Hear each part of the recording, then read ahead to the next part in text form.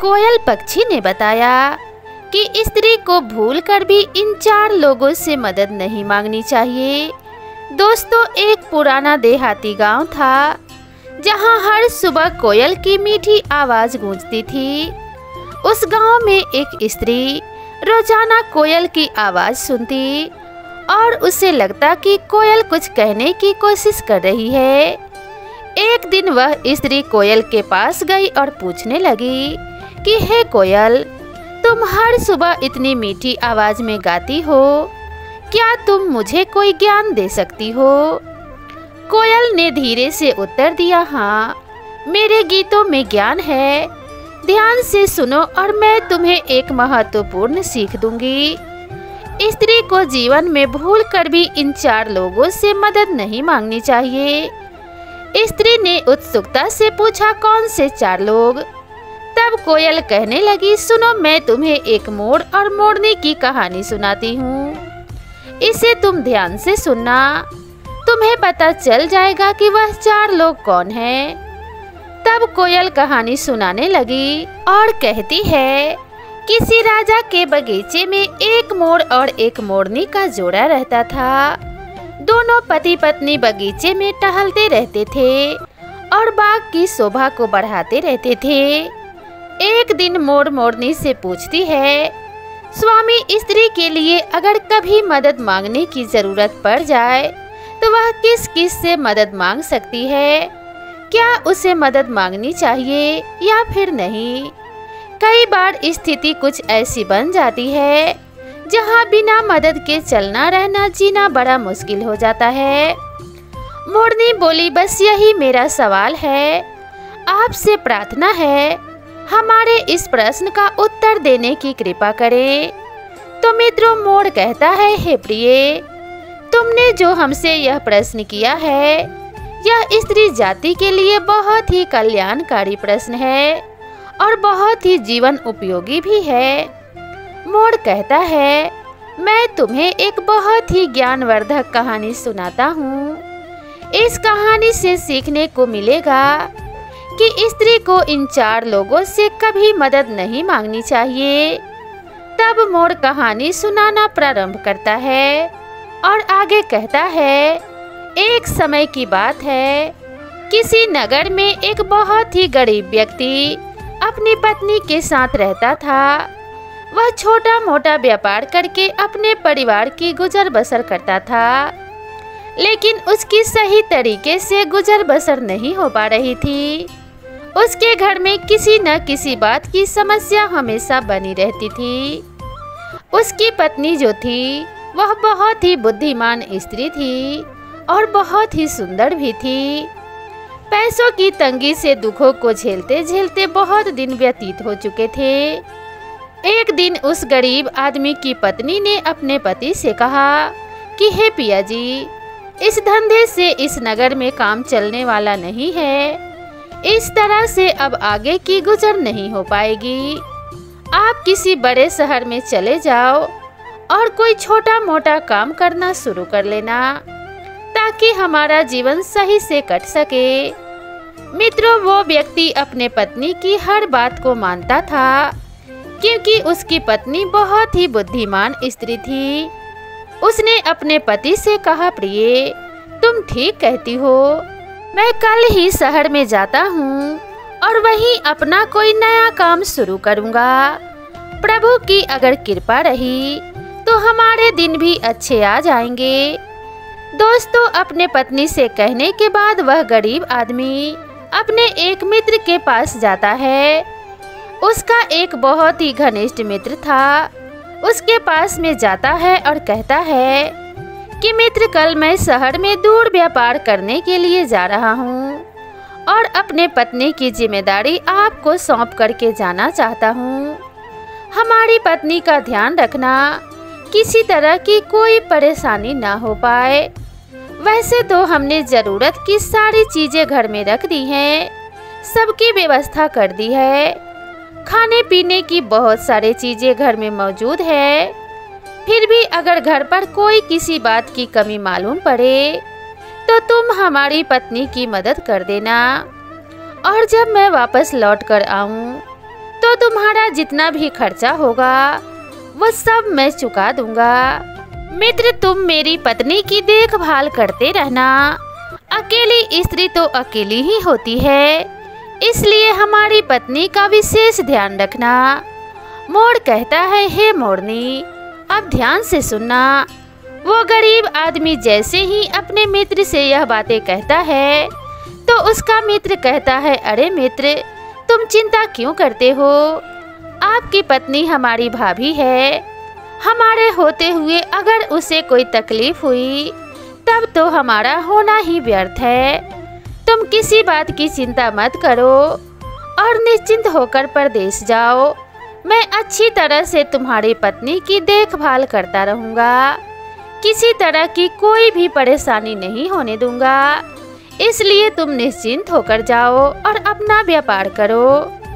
दोस्तों, वह गरीब आदमी कहता है, मित्र, तुमसे यही उम्मीद थी। मैं जानता था कि तुम अपनी मित्रता को सही तरीके से निभाओगे। इतना कहने के बाद वह गरीब आदमी अपनी पत्नी के पास आता है और अपनी पत्नी को समझाता है कि अगर आपको किसी तरह की कोई परेशानी मालूम पड़े तो मैंने अपने मित्र से कह दिया है, अपनी मदद के लिए तुम उसे बुला लेना। तुम्हें किसी तरह की कोई दिक्कत नहीं होगी। इस तरह मित्रों, रात होती है तो वो गरीब आदमी अपने पत्नी के साथ सो जाता है और जब सवेरा होता है तो दिनचर्या से निवृत्त होकर के अपने पत्नी से कहता है, अब हमारे लिए कुछ खाने पीने की वस्तु तैयार कर दो ताकि रास्ते में हमें भूख लगे तो हम खा सके। उसकी पत्नी भोजन तैयार करती है और अपने पति को भोजन कराती है। कुछ भोजन उसके साथ बांध कर रख देती है। अपने पत्नी से आज्ञा लेने के बाद वह गरीब आदमी नौकरी करने के लिए शहर को चला जाता है। दोस्तों, उसका जो घनिष्ठ मित्र था, जिसे वह अपनी पत्नी की जिम्मेदारी सौंप कर गया था, उसका वो मित्र उस गरीब आदमी के घर आने जाने लगा और अपने मित्र की पत्नी को हर तरह से सांत्वना देने लगा कि भाभी, आप चिंता मत करना, तुम्हारा पति मेरा सच्चा दोस्त है और मैं आपको किसी तरह की कोई परेशानी नहीं होने दूंगा। इस तरह से वह रोज रोज उसके घर पर आता जाता रहता था और धीरे धीरे अपने मित्र की पत्नी से घुल मिल जाता है। लेकिन वह पतिव्रता स्त्री, जो देखने में बहुत सुंदर थी, वो नहीं जानती थी अपने पति के मित्र के बारे में कि उसका पति का जो मित्र है वह एक भ्रष्ट आदमी है। उसके मन में लालच है और वो उसको गलत नज़र से देख रहा है। इसी तरह से कुछ दिन व्यतीत हो जाते हैं। फिर एक दिन उस गरीब आदमी का मित्र अपने मित्र की पत्नी से एक दिन कह ही देता है, भाभी, आपको ईश्वर ने बहुत सुंदर तरीके से बनाया है। आपके समान हमें कोई सुंदर स्त्री दिखाई नहीं देती। मैं आप पर पूरी तरह से मोहित हो गया हूँ और मैं चाहता हूँ कि जिस तरह से आप अपने पति के साथ में रहती हो, उसी तरह से आप मेरे साथ में रहिए, मेरे साथ रात बिताइए। जब उस गरीब आदमी की पत्नी ने अपने पति के मित्र के मुख से यह बात सुनी कि यह क्या कह रहा है, तो उसके पैरों तले जमीन खिसक गई। उस स्त्री को क्रोध आ जाता है और वह अपने पति के मित्र को डांटते हुए कहने लगी, खबरदार, अगर दोबारा हमारे घर पर आए तो हमसे बुरा कोई नहीं होगा। तुम्हारी इतनी बड़ी हिम्मत!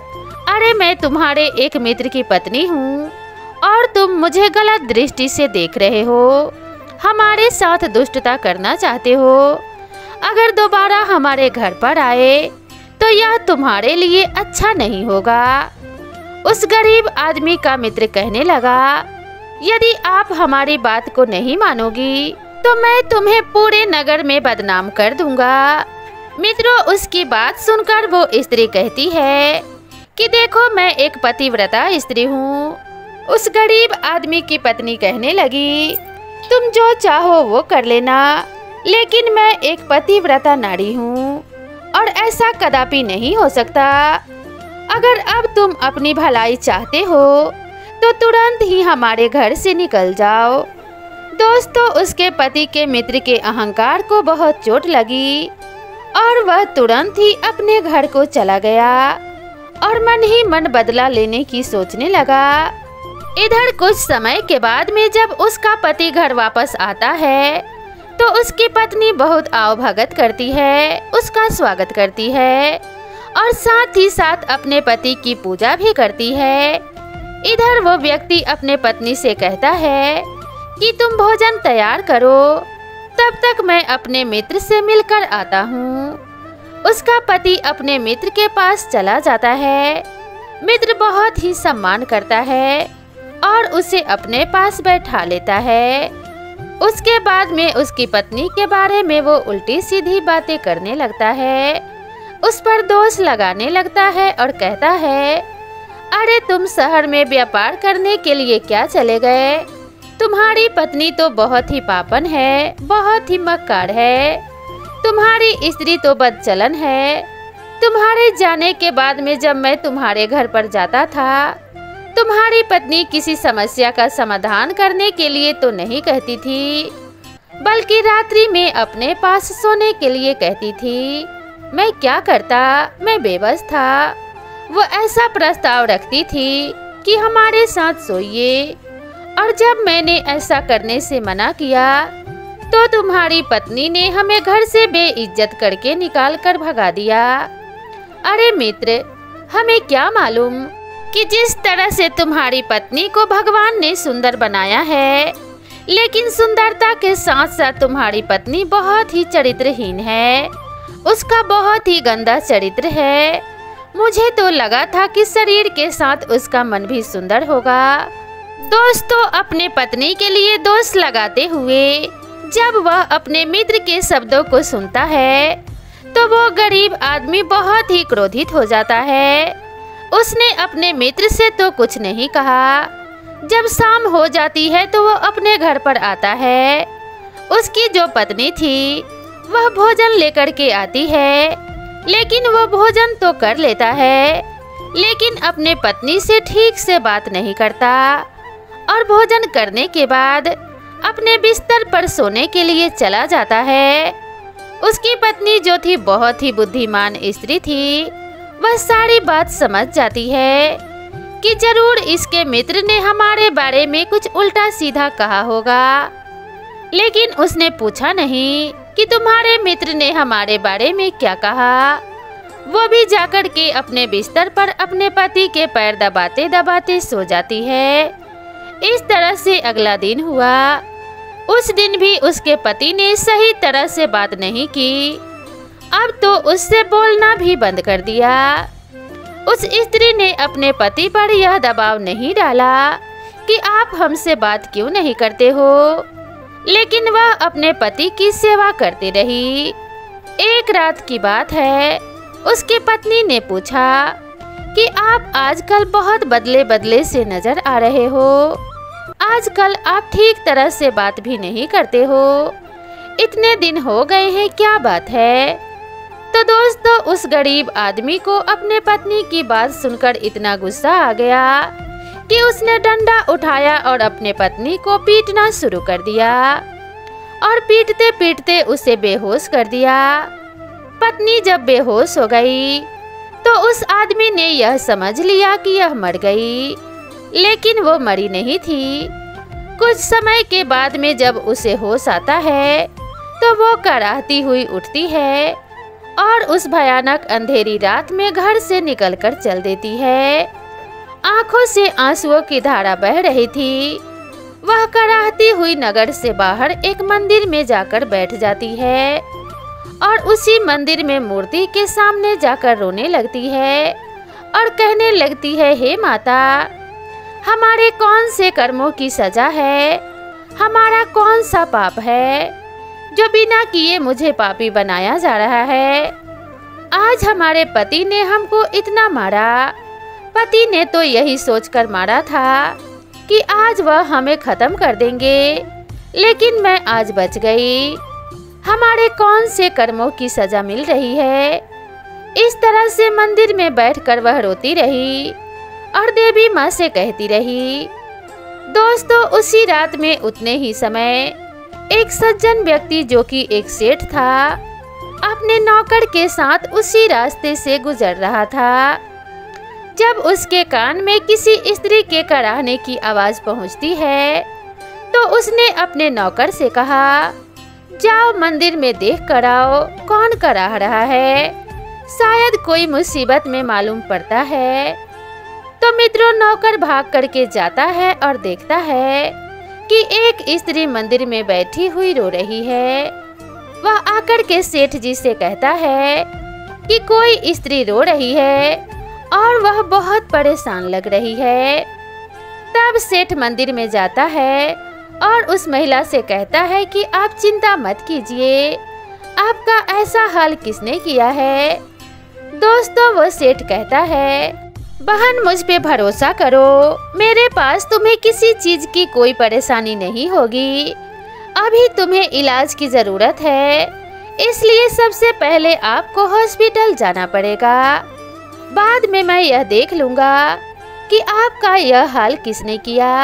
मित्रों, वह जो सेठ था वह बहुत ही सज्जन व्यक्ति था। वह उस स्त्री को अपने साथ ले जाता है और उसका इलाज करवाता है। कुछ दिनों के बाद जब वह ठीक हो जाती है, अच्छे से स्वस्थ हो जाती है, तब उस स्त्री से सेठ कहता है कि आप बताइए, आपका यह हाल किसने किया, आपके शरीर की दुर्दशा किसने की थी और आप कहाँ की रहने वाली हो। तब वो स्त्री अपनी सारी कहानी सेठ को सुनाती है। उसकी कहानी को सुनकर सेठ को बहुत बुरा लगता है।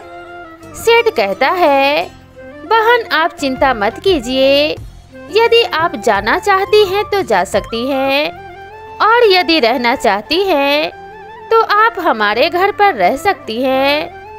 दोस्तों, उस सेठ की एक छोटी सी बच्ची थी और उसकी पत्नी गुजर गई थी।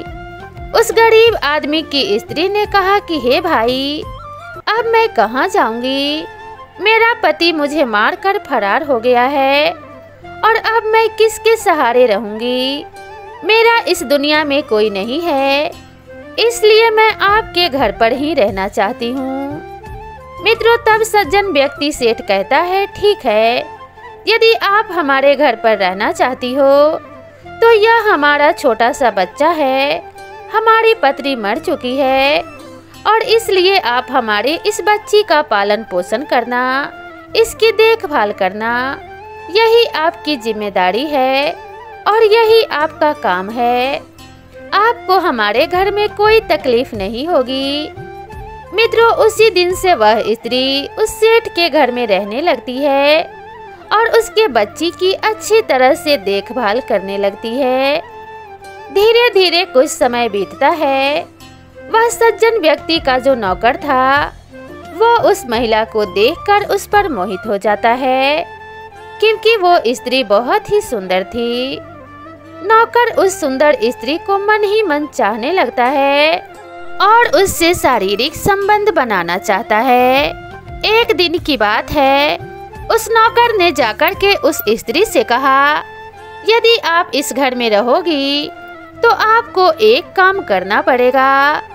स्त्री ने पूछा, बताइए भाई साहब, क्या करना होगा। तब नौकर कहता है कि आपको रोजाना रात में हमारे साथ सोना पड़ेगा। तब स्त्री कहती है कि भैया, वैसे भी मैं बहुत विपत्ति की मारी हूँ और आप सुंदरता पर मोहित हो रहे हो, लेकिन क्या आप सोच रहे हो कि मैं ऐसा कदापि नहीं कर सकती, क्योंकि मैं अपने पतिव्रत धर्म को निभाती हूँ। जो आप सोच रहे हो वो मैं अपने सिर्फ पति के साथ ही कर सकती हूँ, वरना इस दुनिया में कोई ऐसा पुरुष नहीं है जो हमारे शरीर को छू पाए। मित्रों, जब उस स्त्री ने साफ इनकार कर दिया, तब नौकर कहने लगा, यदि आप हमारी बात को नहीं मानोगी तो आपके लिए अच्छा नहीं होगा। उस स्त्री ने कहा, आपके मन में जो भी है, आप जो भी सोच रहे हैं, वह तो हरगिज नहीं हो सकता, चाहे आप कुछ भी कीजिए। दुखी होकर के नौकर वापस आ जाता है और शाम के समय जब अंधेरा हो जाता है, वह स्त्री सेठ के बच्चे को गोद में खिला रही थी। इधर काम वासना से पीड़ित होकर के नौकर अपने हाथ में तलवार ले लेता है और जा कर के उस स्त्री के गोद में से बच्चे को छीन लेता है और उस बच्चे की गर्दन काट कर उसे फेंक देता है। यह देखकर वो स्त्री घबरा जाती है और वो नौकर भागकर सेठ के पास पहुंच जाता है और सेठ से कहता है, सेठ जी, मैं पहले ही सोच रहा था कि यह स्त्री धोखा कर रही है। यह महिला विपत्ति की मारी नहीं है, बल्कि यह कोई चालबाज स्त्री है। आज उसने तुम्हारे छोटे से बच्चे का कत्ल कर दिया है, तुम्हारे बच्चे को मार दिया है। दोस्तों, जब सेठ यह सुनता है तो एकदम से व्याकुल हो जाता है और भाग करके अपने बच्चे को देखता है। सेठ ने देखा कि बच्चे का सर अलग पड़ा है और धड़ अलग पड़ा है। सेठ उस औरत से पूछता है कि तुमने यह क्या कर दिया? तुमने हमारे बच्चे को क्यों मारा? मैंने तुम्हारी इतनी मदद की और तुमने हमारे ही बच्चे को मार दिया। तुमने मेरे साथ ऐसा क्यों किया? मैंने तुम्हारा क्या नुकसान किया था? तुमको कौन सी हानि पहुंचाई थी? ऐसी कौन सी पीड़ा पहुंचाई थी जिसके कारण तुमने हमारे बच्चे का कत्ल कर दिया और जान मारकर बदला ले लिया? दोस्तों, वो स्त्री बुरी तरह से रो रही थी और अपनी सफाई में कुछ भी नहीं कह पा रही थी। उसने कहा, सेठ जी, इसमें हमारा कोई दोष नहीं है। लेकिन उस सेठ ने अपने नौकर की बात पर ज्यादा विश्वास किया और उस स्त्री की बात को सुनकर के उस पर विश्वास नहीं किया। ना तो उससे यह पूछा कि बात क्या है। वह एकदम से नाराज होता हुआ उस दुखियारी को घर से निकल जाने के लिए कह देता है और कहता है, जरूर तुम ही पापिन हो, इसलिए तुम्हारे पति ने तुम्हें घर से निकाल दिया होगा। तुम इसी समय मेरे घर से निकल जाओ। दोस्तों, वह स्त्री लाचार सेठ के घर से निकल जाती है। उस स्त्री के पास 10 सोने की मुद्राएं थी। अब तो वो रोती हुई, चिल्लाती और लड़खड़ाती हुई उस नगर से बाहर चली जाती है। चलते चलते आगे एक छोटा सा जंगल पड़ता था। जंगल में पहुंचकर उसने देखा कि एक सौदागर है। उसको कुछ डाकू पकड़ कर लाए थे और जंगल में उसे पीट रहे थे। डाकुओं का सरदार वहीं पर बैठा हुआ था। सौदागर बुरी तरह से चिल्ला रहा था, करा रहा था कि आप हम पर रहम कीजिए, हमें मत मारिए।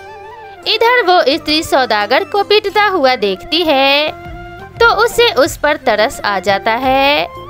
सौदागर का दर्द उससे देखा नहीं जाता। तब वो डाकू के पास में जाती है और कहती है कि मैं आपको 10 सोने की मुद्राएं दे दूंगी, लेकिन आप सौदागर को छोड़ दीजिए। डाकुओं ने अपने सरदार से कहा कि यह स्त्री 10 सोने की मुद्राएं देना चाहती है और इस सौदागर को छुड़ाना चाहती है। सरदार ने कहा, ठीक है, तुम 10 सोने की मुद्राएं हमें दे दो और मैं तुम्हें वचन देता हूँ कि मैं सौदागर को छोड़ दूंगा। तो दोस्तों, वह पतिव्रता नारी जो गरीब आदमी की पत्नी थी, उसे 10 सोने की मुद्राएं देकर डाकुओं के सरदार से उस सौदागर को छुड़वा लेती है। सौदागर उस स्त्री का बहुत बहुत धन्यवाद करने लगा और कहने लगा, बहन, मैं आपका एहसान कैसे चुका पाऊंगा?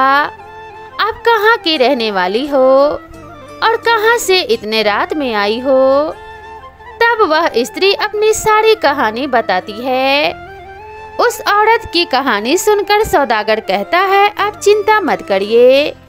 जिस तरह से आपने डाकुओं से मेरी जान बचाई है, उसी तरह से मैं भी वचन देता हूँ कि तुम्हारा दुनिया में कोई नहीं है, तो मैं तुम्हारा भाई बनकर पूरे जीवन तुम्हारी रक्षा करूँगा। तुम मुझे अपना भाई समझकर मेरे घर चल सकती हो। दोस्तों, विपत्ति की मारी हुई वह स्त्री सौदागर पर भरोसा करके उसके साथ चलने लगती है। चलते चलते आगे एक नदी पड़ती थी। उस नदी पर एक नाव चल रही थी। नाव में कुछ सवारी बैठी हुई थी। सौदागर और वह स्त्री भी जाकर उस नाव में बैठ जाते हैं। दोस्तों, उस नाव में जो लोग सवार थे वो घूर घूर कर उस सुंदर स्त्री को देख रहे थे।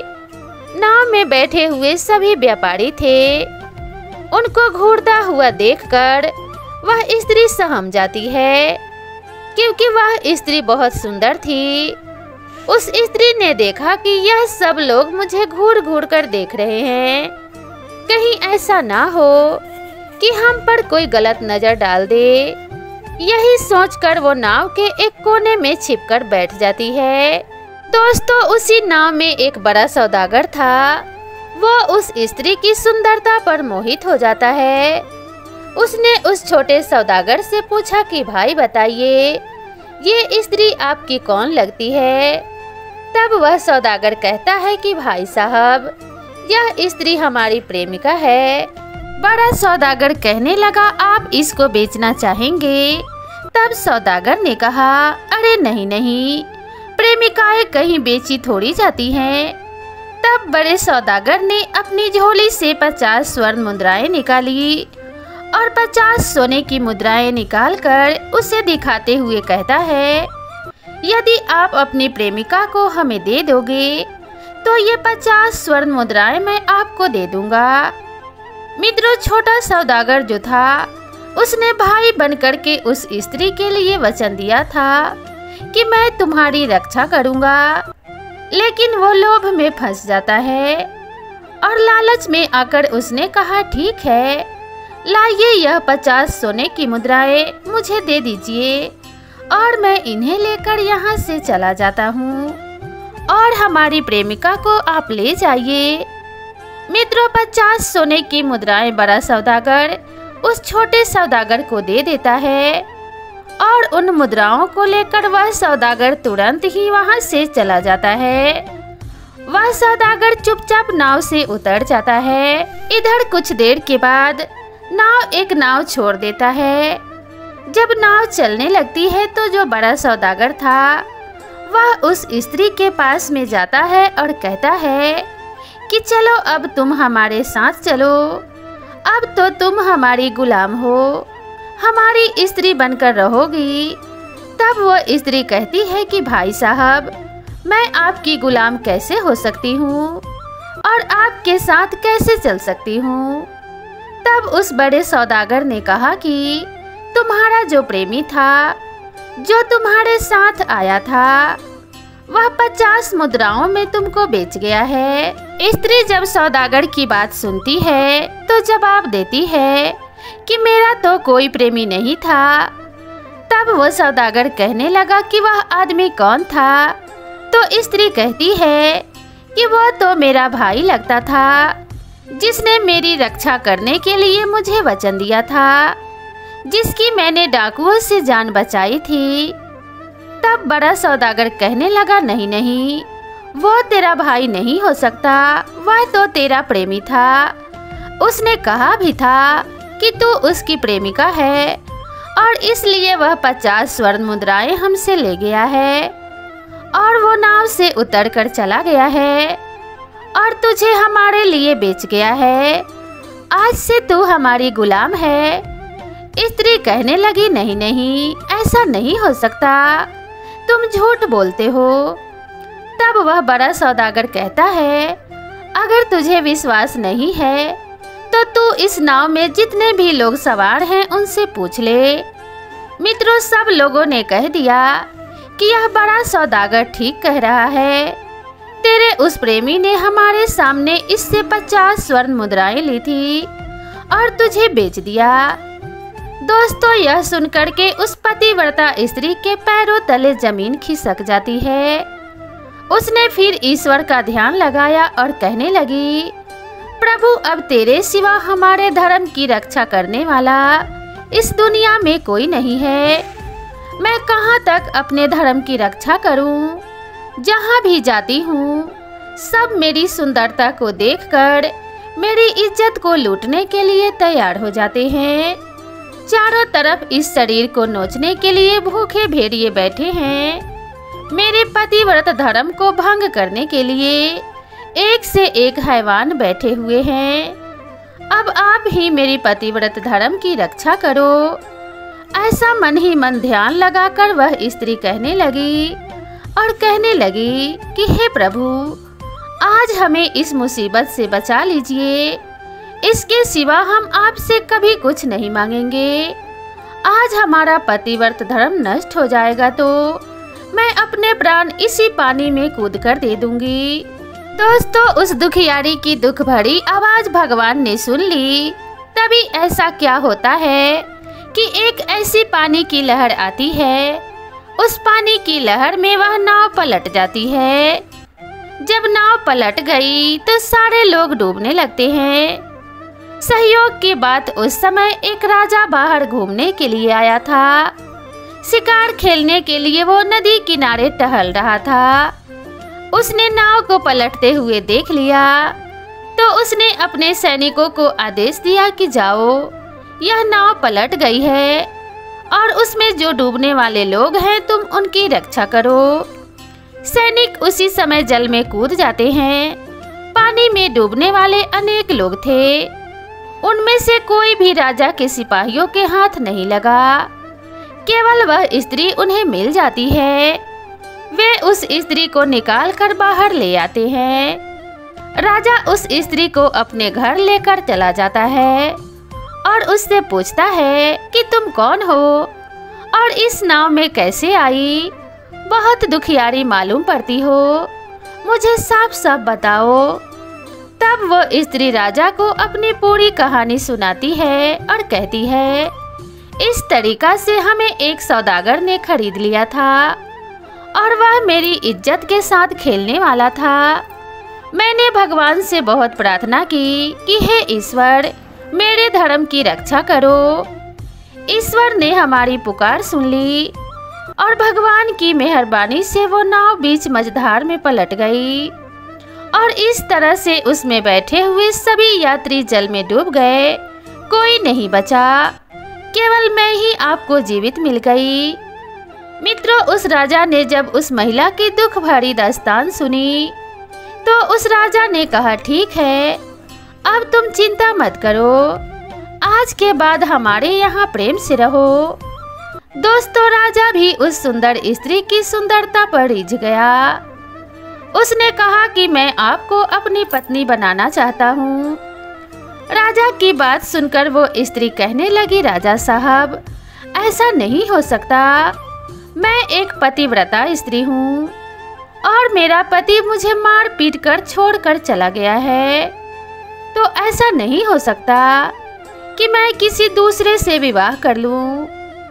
जब परमात्मा ने मेरे धर्म की रक्षा की है तो आप भी मेरे धर्म की रक्षा कीजिए। आप एक राजा हो और राजा का धर्म होता है कि दीनहीनों की रक्षा करना, जिसका कोई ना हो उसकी मदद करना। दोस्तों, राजा ने कहा, ठीक है, मैं आपको वचन देता हूँ, आज के बाद आपको हमारे यहाँ कोई तकलीफ नहीं होगी। मित्रों, इस प्रकार राजा उस स्त्री को अपने महल में रहने देता है। दोस्तों, वह जो स्त्री थी, जब से उस राजा के यहाँ गई थी तब से राजा का सारा काम अच्छा ही होता चला जा रहा था।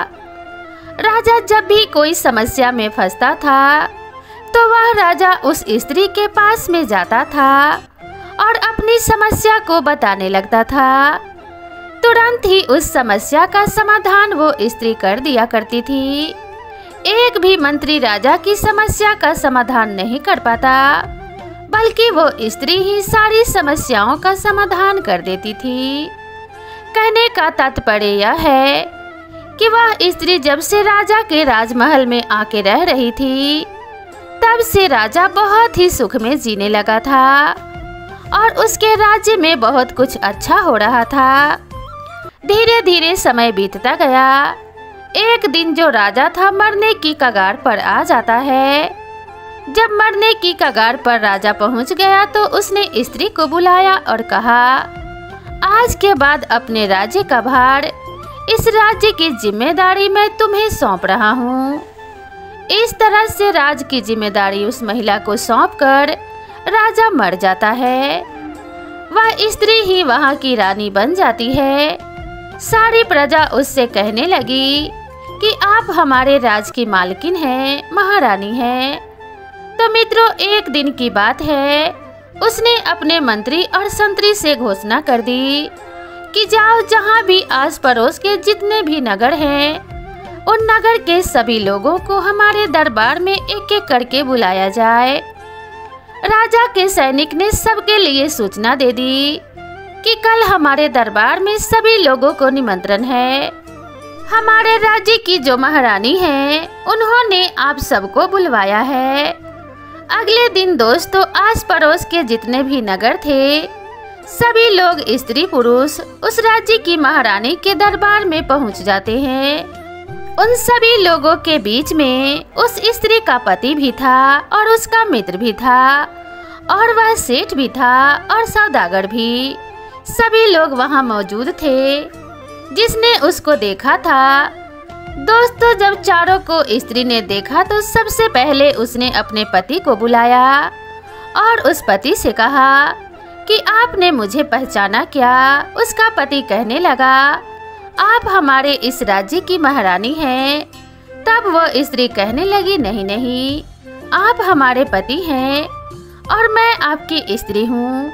आपने अपने मित्र के कहने अनुसार हमें इतना पीटा कि मरा हुआ समझ करके आप हमें छोड़कर चले गए थे, और आपके मित्र ने जो हमारे लिए दोष लगाया वह सत्य नहीं था। सत्य यह है कि आपका जो मित्र है वह मुझ पर मोहित हो गया था और हमारे साथ सोने के लिए कह रहा था।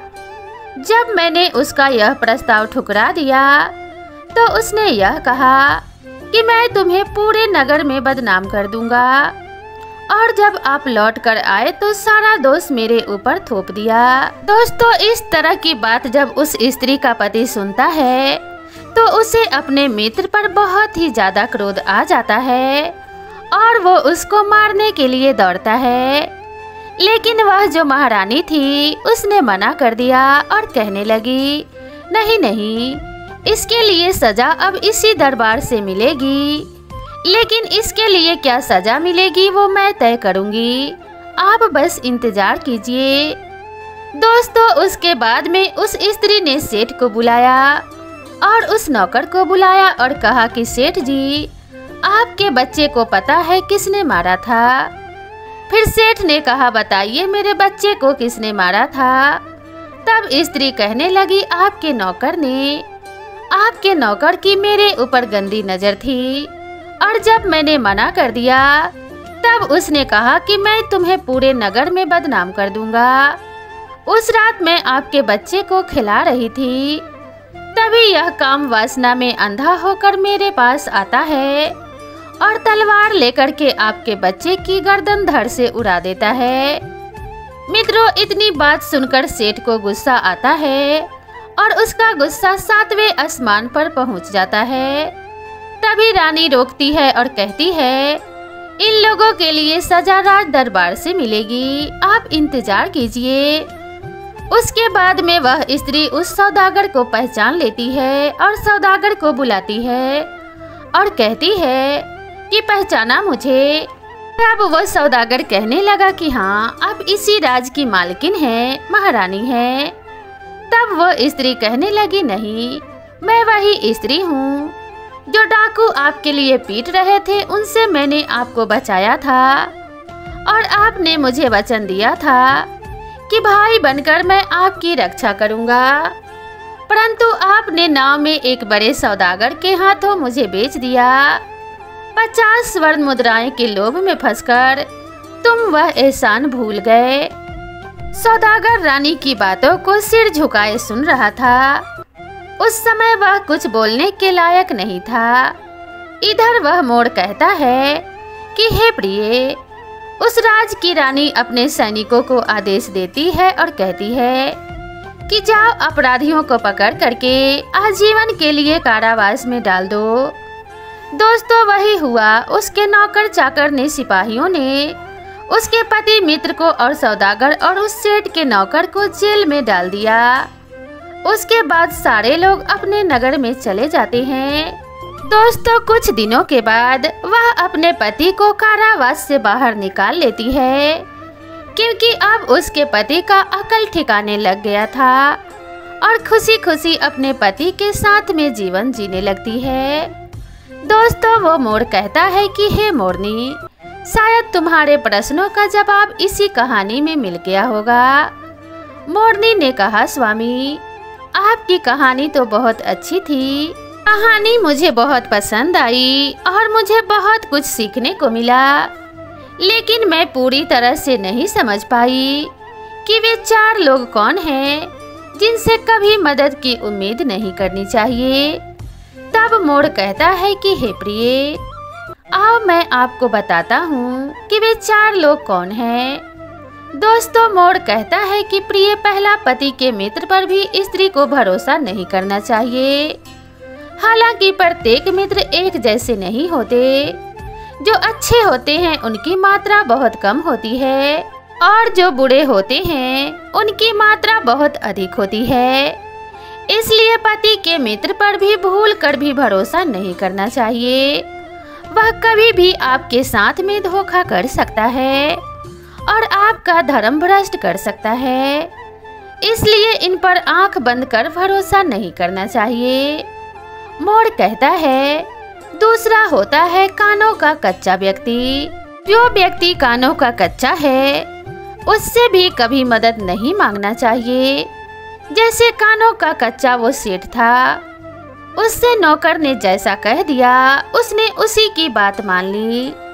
हालांकि दोष उस स्त्री का नहीं था।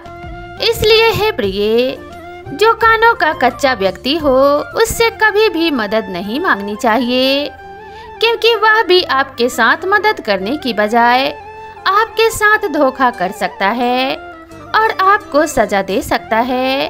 तीसरा है अविश्वसनीय व्यक्ति।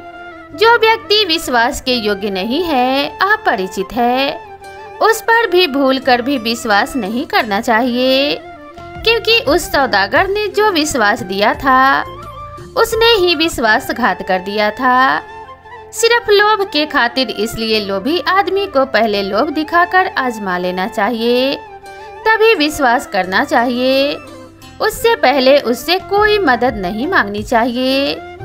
स्त्रियों को कुछ विशेष परिस्थितियों में ध्यान रखना चाहिए कि वे किससे मदद मांग रही हैं या कौन उन्हें मदद की दिलासा दे रहा है। ऐसे लोगों की मदद पर कभी भरोसा ना करें। जो इंसान लोभी लालची है, ऐसे व्यक्तियों से कभी मदद की उम्मीद ना लगाएं।